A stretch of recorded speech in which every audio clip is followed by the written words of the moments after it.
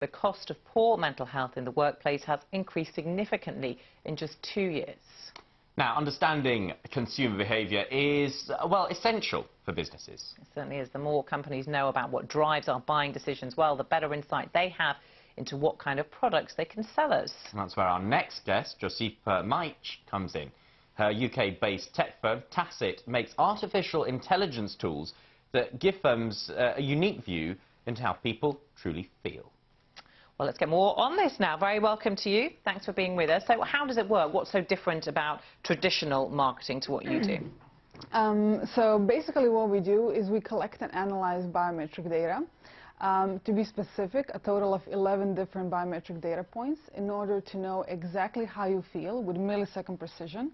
And in order to know what that means emotional-wise, stress-wise, and cognitive workload-wise. Okay, so let's say I'm on the tablet, I'm scrolling through, an advert for, I don't know, let's say a holiday comes up. What are you going to be measuring in terms of my reaction? So we'll be measuring, first of all, did you get excited by it? If yes, whether that excitement was high or low. We'll be measuring whether that emotion was positive or negative. But most importantly, we'll be measuring if that elicited some stress and if that stress helped to convert in that purchasing decision.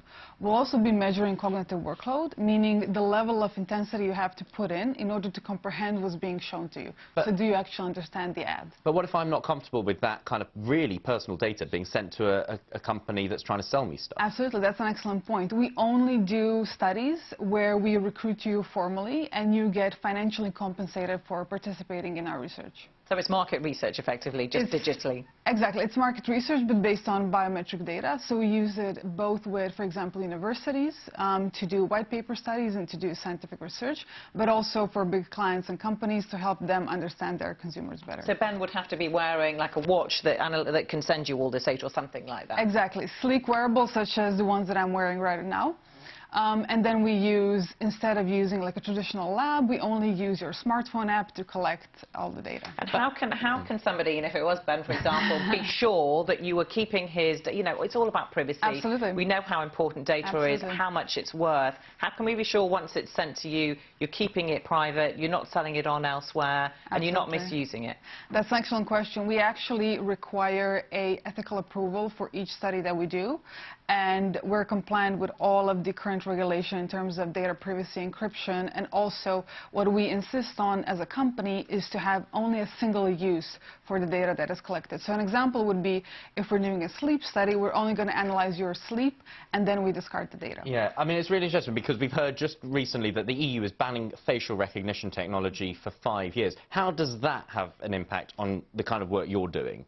So what's interesting is that people don't understand that facial recognition and facial coding is not the same. So facial recognition is using your facial features in order to identify you as an individual, whereas facial coding is analyzing the movement of 43 muscles you have on your face in order to just know what is the micro-expression, so small involuntary movements that last only a couple of milliseconds, and that's the only thing we store. So we never know how your face looks like, we only track the movement of your muscles. Really interesting, really interesting. And of course, increasingly going to be affecting the way that we all buy stuff and interact online. Josipa, thank you very much for coming in to talk to us. Really, really good stuff. Thank you. In a moment, we'll run through some of your responses to our Twitter question.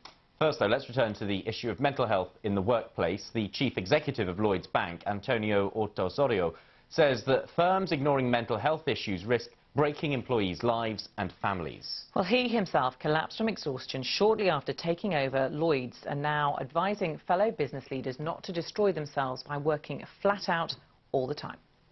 It's very important to have high performance, but you cannot be at peak performance forever.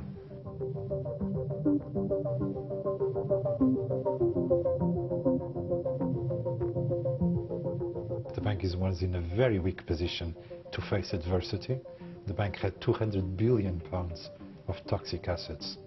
And of course I couldn't speak about it, because if I did, obviously that would not generate confidence in the bank.